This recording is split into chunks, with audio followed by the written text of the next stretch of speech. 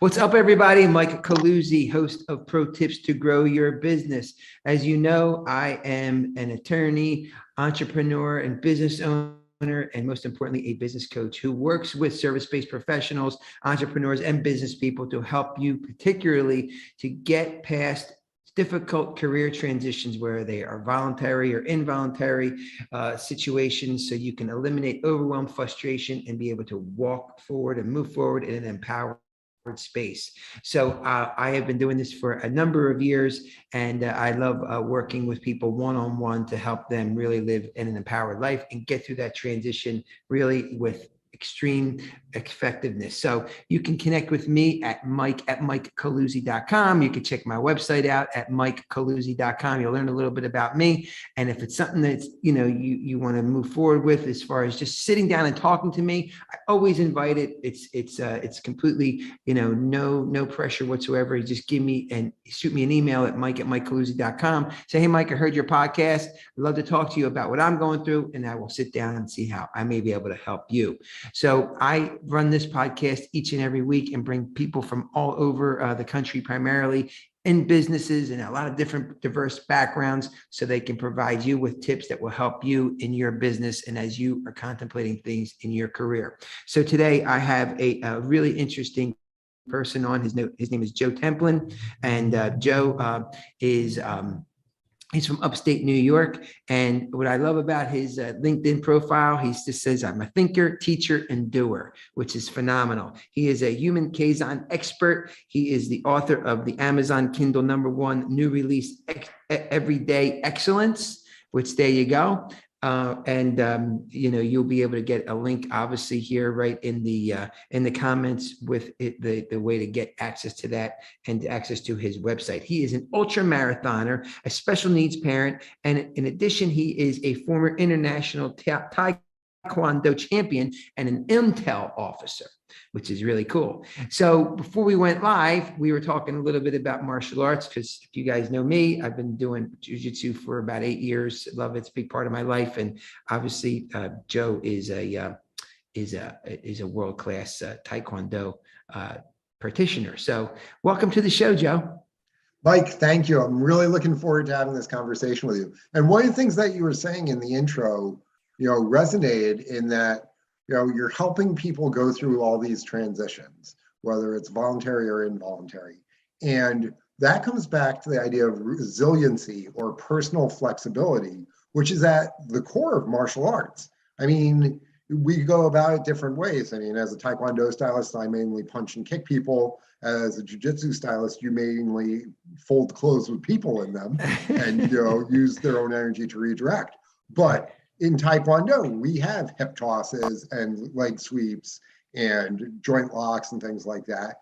And in judo and jiu-jitsu and the other more grappling, locking, tossing arts, there are kicks and blocks and other striking techniques like that.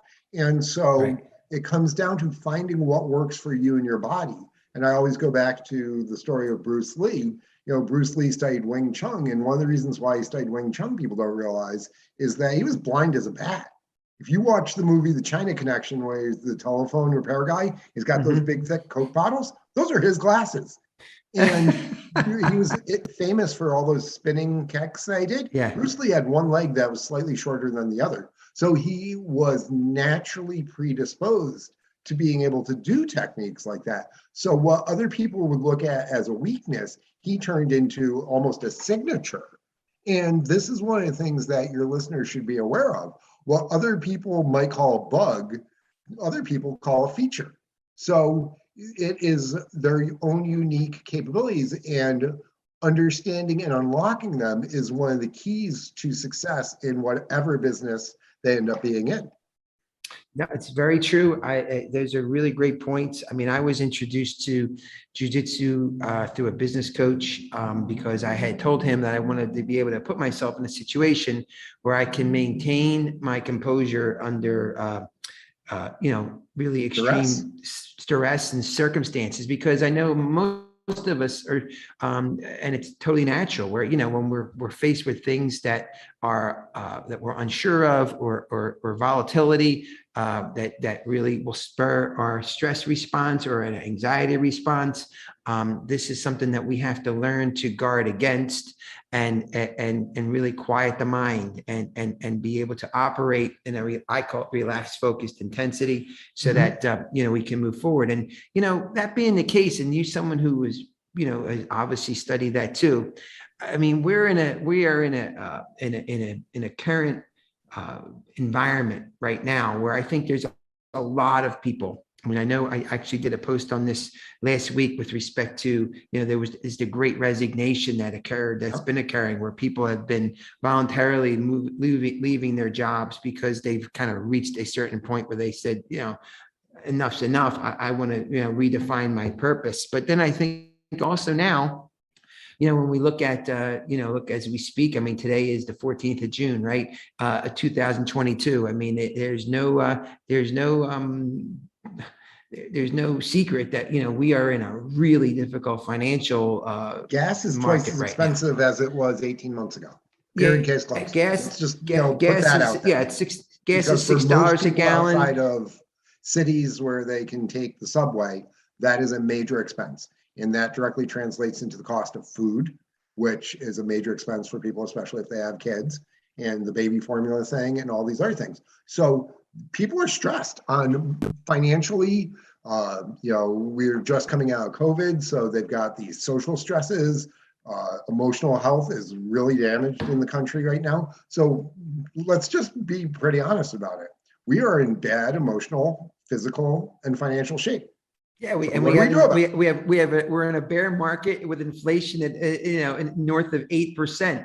So these are real problems that I think all of us are dealing with, and I think it cuts across all lines, right? And it cuts across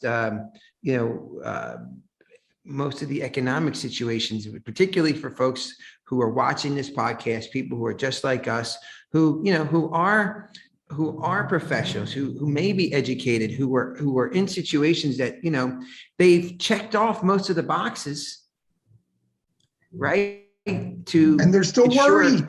They're still beyond worried. They're stressed. They're scared in a lot of ways. And quite frankly, they should be a little bit. But we can't let the fear paralyze us. That's one of the things. So I was actually having a conversation yesterday morning. Was it yesterday? Yeah. With a financial advisor that I coach who's pretty young. He's in his mid-20s, doing really, really well. But he's like, what do I tell people about this market? I'm like, well, sit down, Sonny, and let me tell you about the past. Let me tell you about 2008. Let me tell you about 2001 when the dot-com bubble burst. Let me tell you about, Black Monday back in the 80s. And, if you look even further back, you can look at, the crash that led to the Great Depression, or was instrumental in it, and even the tulip mania. Because long range or short range, what moves the market is fear and greed. And we've been going by greed for multiple years, other than that blip, early in COVID when it dropped 40%. And now we're swinging to the point of fear. Long range, the market is moved by economic policy and overall policies within the country that influence. So taxation, wars, things like this. So there's the short-term pressures and there's the long-range trends that influence it. And just understand it and don't get too emotional either way. I mean, if the market's up, okay. If the market's down, okay. And if the money that you have in the market is something that you need to touch in the next couple of years, it shouldn't be in the market. You don't go gambling with your rent money. That's one of the things I've always told clients, always told people that I advise and guide, is that anything that you're allocating to other than sitting underneath your mattress should be stuff that you either are willing to lose or time is on your side. And time is multiple years, not a couple of days, as people have thought recently, because time has shortened so much for generations because of technology innovations that, we used to snap a picture and we'd have to go to get photo developed, back in the 80s, even into the early 90s. that would, it would take us a week to see that, we had our finger over the lens on half the pictures. Right. Okay. Then we got Polaroids, and then, we have digital cameras. I remember 30 years ago when I was in studying physics, astrophysics, and we were talking about these charge coupling devices that we would use to take pictures of the sky. And they're like, yeah, this is 100, kilopixel camera. I'm like, the way technology advances, by the late 90s, early 2000s, we're going to have 5 megapixel cameras in our pocket. And the professor's like, no way, you're crazy. Look where we are today. Right. Right. Okay. So this acceleration and compression of time is something that has led to a lack of patience in a lot of ways. And so everyone wants to master things instantly. Everyone wants to be able to swipe, is it right or left on, the dating apps? I don't even know. Yeah, but the one to say, yes, let's jump in bed today, as opposed to actually taking time, having coffee, developing a relationship and all that. And so because you can establish these relationships so quickly, you can get out of them that quickly. They're disposable, like, as they talk about in Fight Club, single serving friendships on the plane, single serving, K-cups of coffee, single servings of, gratification using Tinder and these other things. And so this has become the norm as opposed to the exception. And so people need to take a little bit longer term view of the markets and of their careers in a lot of ways. Yeah, and I see a lot of people who are 23 years old and they're like, I'm not fulfilled in my career. I'm like, dude, you're 23 years old. I mean, you don't know what fulfillment is. Right. A lot of the folks that I've been working with, I mean, when I work with younger people, that is very often one of the big hurdles that I have to kind of contextualize from myself so that I could provide them with value, right? Knowing that, they are looking at the world entirely differently than I do it. And to your point earlier, I mean, when you think about, because of technology, things are moving at such hyperdrive, even with hypermarkets, with respect to, when I speak to my financial advisor, that's the thing that we often talked about was, you're talking about hyper growth situations, and then hyper loss situations because of the speed of technology, because of the speed of the environment. And it is very challenging, I think, for folks. I know that you're right around my age. You're a little younger, I think, but I'm about to level up to 50. To the big 5. I'm about to turn 30-20. Actually, I love it. I love that. I'm even in my 40s. 50s are they're a good year. I'll be 52 next month. But the point is that we are in a situation where there is such a dynamic gap between, say, the Gen Xers and then the millennials, and then how to kind of come together, where I think that there is, particularly with folks who are in our age group, who are facing these things. Yeah, we've endured quite a bit, in our lifetime, and then of course over these last, going on now 3 years of just so much volatility, it is having a cumulative impact on a lot of us, and it is challenging. So, you as a Kaizen expert too, I mean, and a martial arts expert. And obviously, these are all philosophies that are rooted in,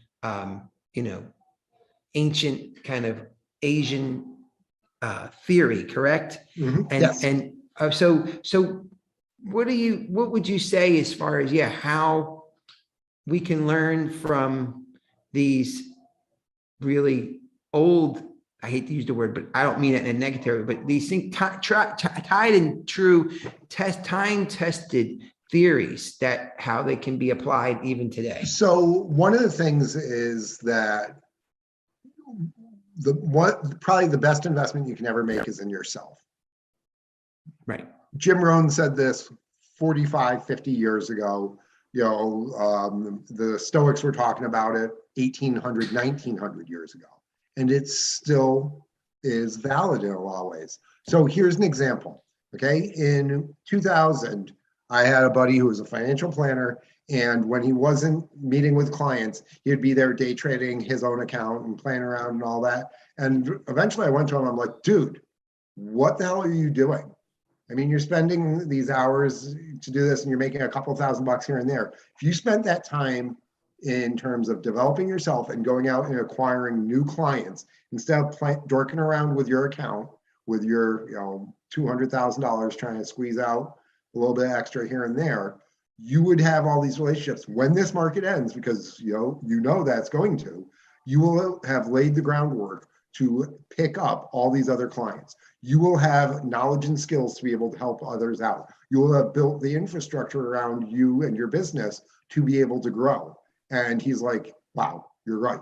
And so he stopped spending that hour plus a day playing around on the computer, trying to squeeze stuff out, and invested it in terms of learning to be a better business owner, learning to manage his anxieties, learning to work with his staff, learning more intricacies in the tax code, and becoming a better subject matter expert.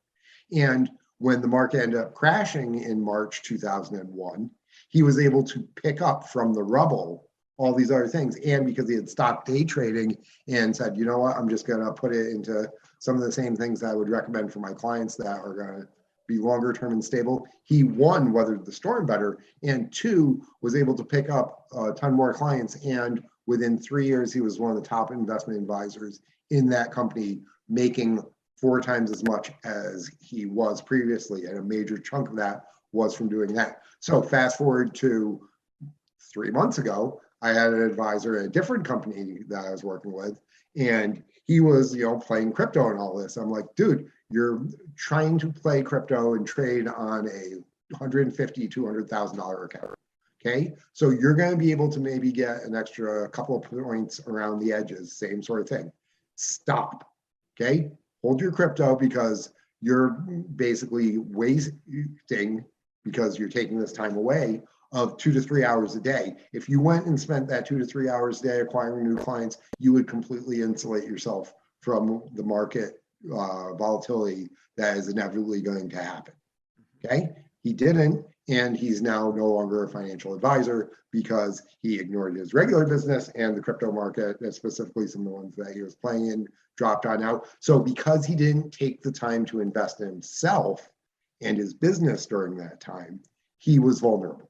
So always invest in yourself. Every single day, you need to be learning in some capacity. You need to take care of your physical health. You need to take care of your spiritual health. You need to take care of your mental health. And you need to invest in this. If you spend 5% of your time in each one of those, okay, 5% is 1.2 hours a day. So 72 minutes. And you can multitask. I mean, listen to a quality podcast while you're working out.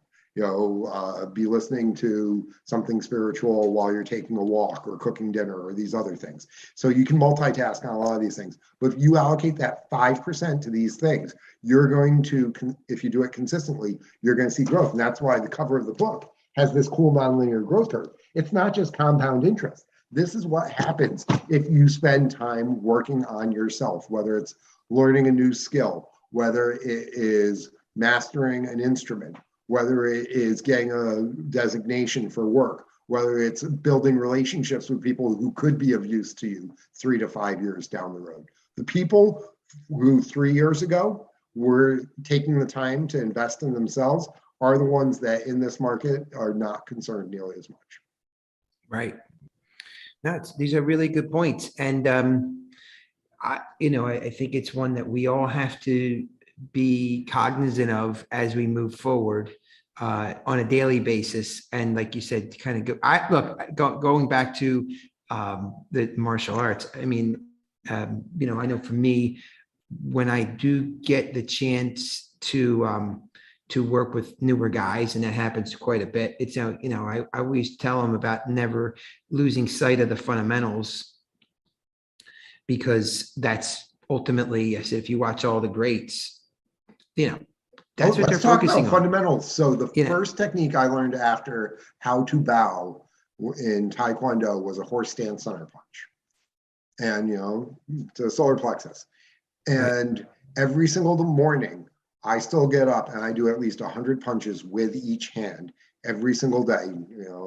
My birthday is coming up, so I'll turn 50. I'm going to do 500 punches with each hand as part of my personal test that I do.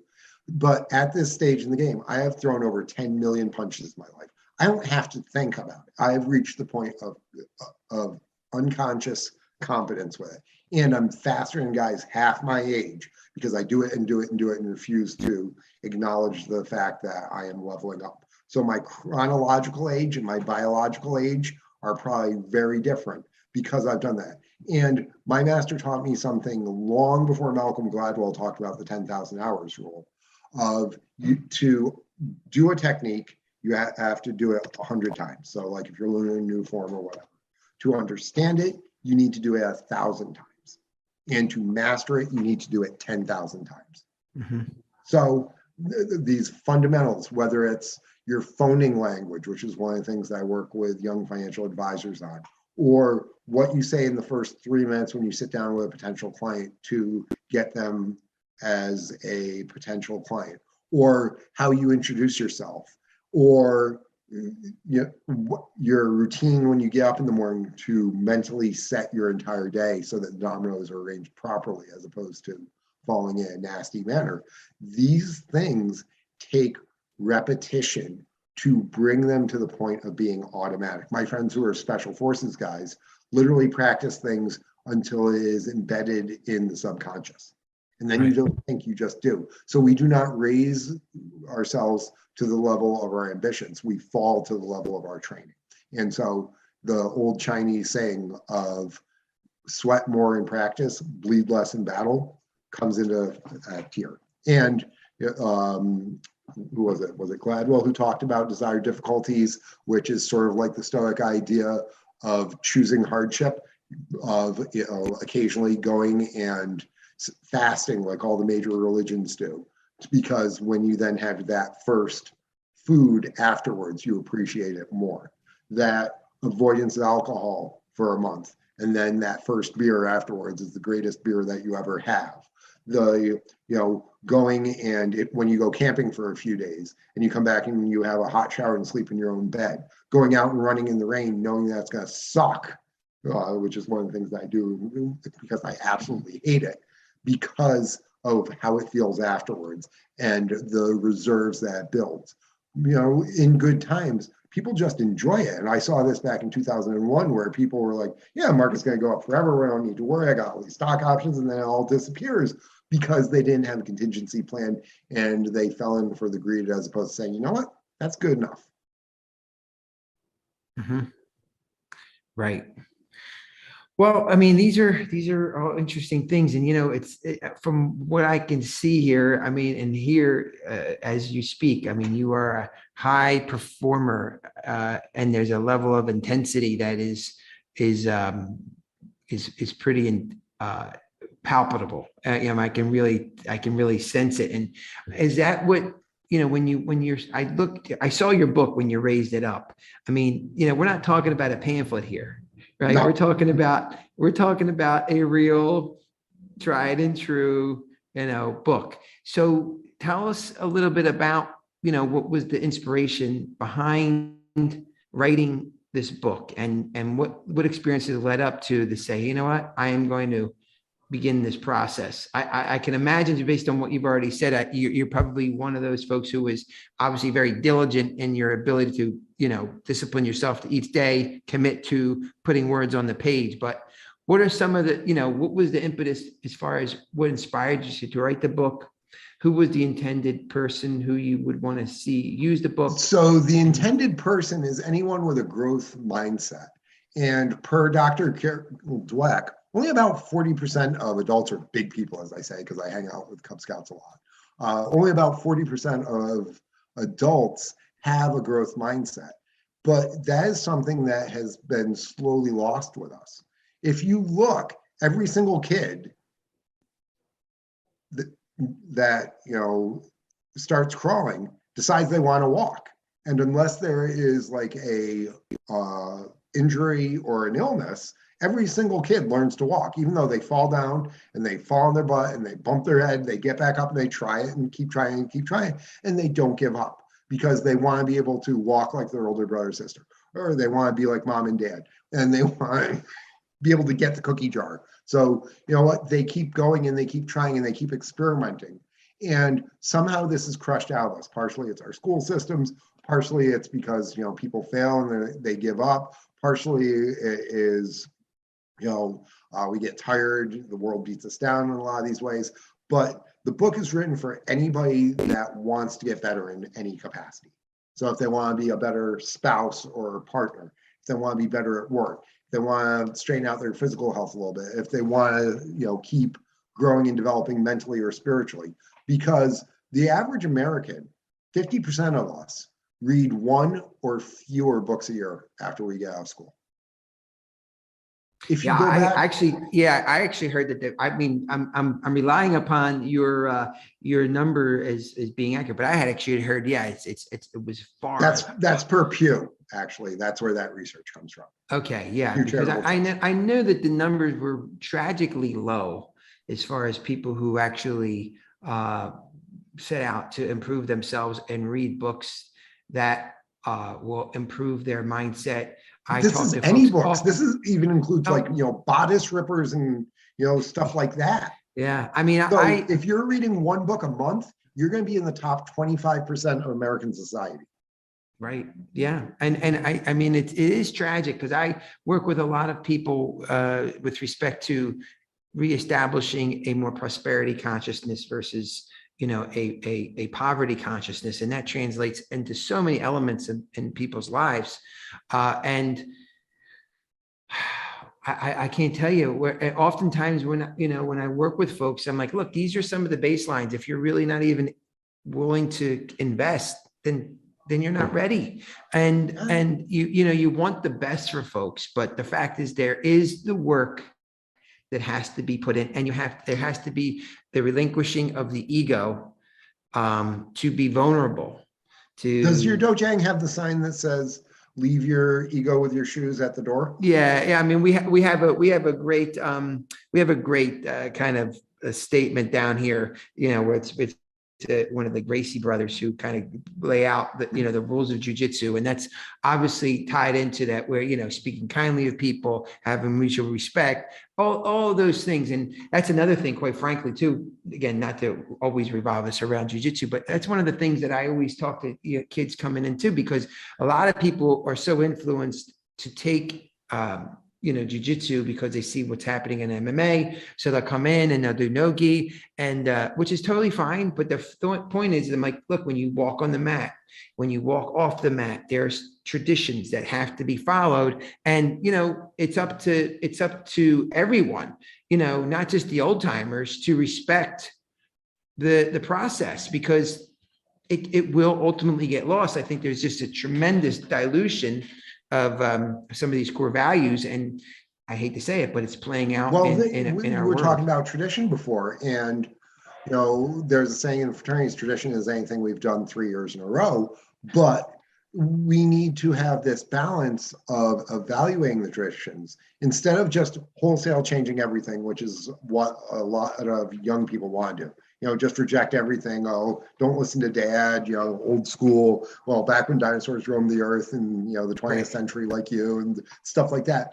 And then you've got the people who, we're just going to do it the traditional way. We're never going to change anything. There's got to be a balance point between these. 100%. Where you look at what you're doing and question why, but you also respect the traditions and understand why it is. So for example, like a lot of the dietary restrictions in the old days were because of hygiene. So, you know, there's a reason why in the Old Testament it says don't eat shellfish and don't eat pork and all these other things, because yes, they literally were unclean animals and you would die eating them. So that was dietary guidance, not necessarily a guidance because some, you know, great power says, you know, these things are edible and these things aren't. Because things change. I mean, in the United States, in early America, tomatoes were thought to be poisonous. And, you know, everybody thinks of spaghetti sauce or gravy, as my Italian friends call it. And they're like, oh, you know, this is what they were eating in Rome. No, it wasn't.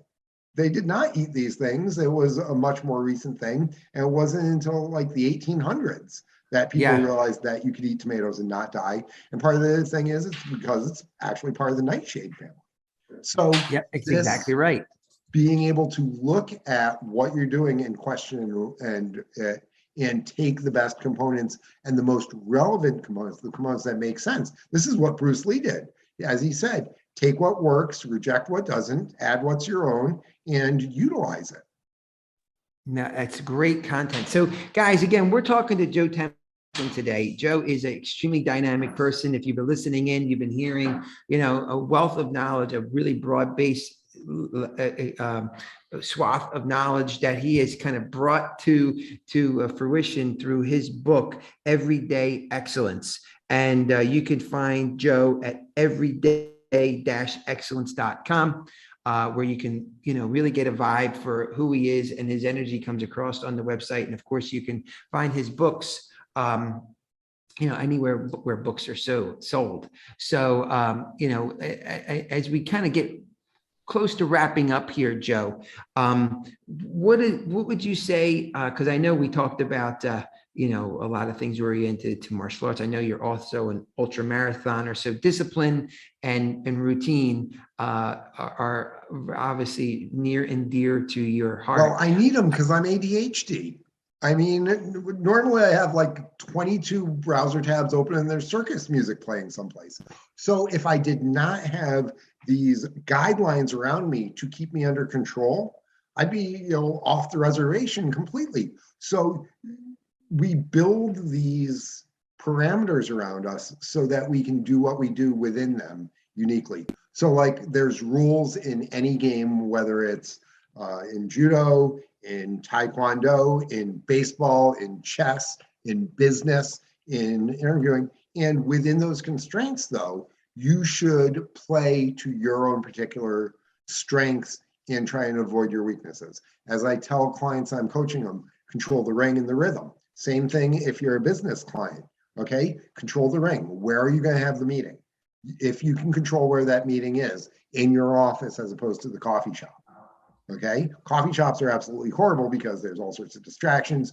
People coming up, you can't control it as you can in your office or on a Zoom call.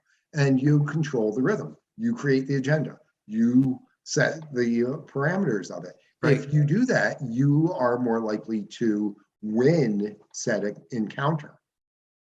And as Sun Tzu said, he who knows his enemy and himself will ever be victorious. So one of the things that I really get upset with people is when they don't do the research beforehand to have an understanding of their opponent. So if you're going to go interview to go work with a company, you need to, one, do a SWOT analysis on yourself so you understand yourself. But two, go and research the company. Look at their annual report. Look at their chairman's letter. Look at a couple of these things. Understand the division. Understand who their competitors are, so that you can go on in and say, you know what, so and so. One of the reasons I would be a great asset to this company is because this, and I see you guys are doing this, and I can be additive this way. And if you're taking the power in the interview and showing why you're valuable to them, as opposed to them saying, why should you come to work for us? You say, this is why I can bring to the table and add to you. Why should I come work with you? And almost aikido it and flip around the power in that meeting, to use our martial arts analogies, it gives you the advantage. And that comes from studying the opponent and studying yourself.